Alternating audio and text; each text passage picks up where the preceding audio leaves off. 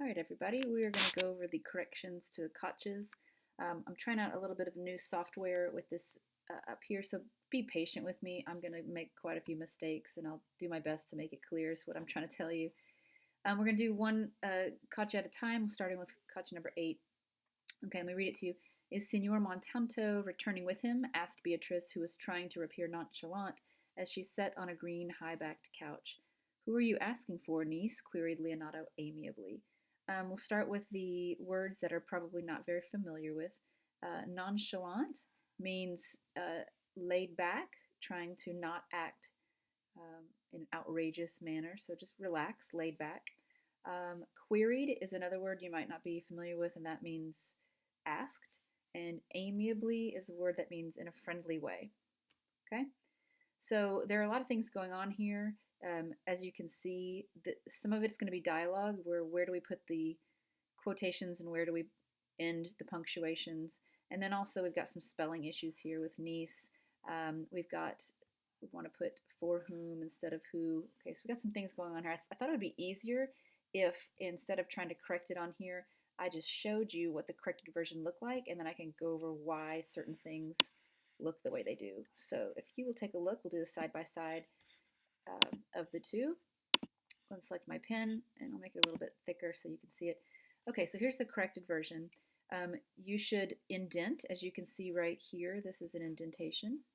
And you should begin with a quote, since this is dialogue. Is Signor Montanto, we have caps here, returning with him? Asked Beatrice. It's a question that she is asking. Now, the entire quote is a sentence, but she's asking a question within that. And so the punctuation goes like this. You put the question mark before the end quotation, so it should look like this. Asked Beatrice, that's cap, who was trying to appear nonchalant as she sat instead of set. Let me address why. This should be sat and not sit, if I can actually draw my circle. Okay, the difference between sit and sat has to do with transitive and intransitive verbs. Think of it this way. Setting, when you set something like this, you have to have an object. So in volleyball, when you set, I don't know if I can draw a volleyball. We'll just pretend like that's a volleyball, even though it looks more like a basketball. When you set a volleyball, it has the object. The object is the ball. When you sit down, you sit yourself down. So she here is sitting herself down, so we're going to say sat. Sorry about that. See my Fitbit progress right there. Pretty great. If you're going to put something else down, like a ball or a leash, if your dog is waiting to go out on a walk, then you would use the term set. There's no object here, so we're going to use sat. We are going to add a comma here because these are two different adjectives. We're adding a hyphen here because it's one of those words, two words that's acting as one, and then we of course end it here. Now, I'm wondering if you have this question. Who put a comma here? If you did, sorry, I'm not very good with this. There we go. If you put a comma here, you're in pretty good company. I'm sure a few of you did. Let me explain why there is no comma here. This right here is what's called a relative, it's called a relative pronoun. It's describing relationships between things. And there are two different types of relative pronouns, those that are what are called restrictive and those that are non-restrictive. Okay, restrictive are the ones where they add some essential information to the sentence. So they restrict who we're talking about. In this case, this is a restrictive pronoun because Beatrice is the one trying to appear nonchalant. A non-restrictive pronoun may look something like this, and you do use a comma to separate the non-restrictives. You don't use a comma with restrictives. A non-restrictive relative pronoun would look something like this. The writer who lives in a mansion.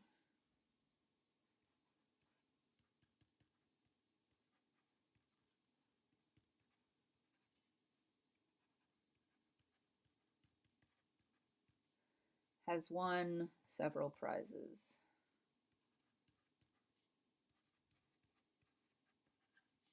several awards. Okay, this who right here, this relative, this pronoun is non-restrictive because you could take out this whole section, who lives in a mansion, and the sentence would still make sense. You can't take out who was trying to appear nonchalant as she sat on a high greenback couch. I mean, I guess you could, but it's integral to the meaning of the sentence, so you don't put a comma there. Okay, finally, let's move on. We're going to indent again here because another person is speaking. We are going to add quotes. We're going to cap here. For whom are you asking niece? Okay, first of all, capitalize niece because he's calling her that as her name, so it's a proper noun. We are going to spell it correctly using I before E, except after C, and in words like neighbor and way. You probably heard that. We're going to put a question mark here, just like we did up here, and we're going to end the quote here. And the rest is pretty simple. We're going to end with punctuation. We're going to capitalize Leonardo. Let me address this. Who are you asking for, niece? This is, when we hear this, it doesn't sound off to us when we're writing and we're using formal language. You don't want to end a sentence really with a preposition, which is what this would be right here. So instead, you change it to, for whom are you asking? It sounds really stilted for us, but it is considered proper and formal. Okay, so that's it for gotcha number 8. Go ahead and pause this, make the corrections that you need to, and write the number you got wrong on the right-hand margin, and then take a peek at the second gotcha.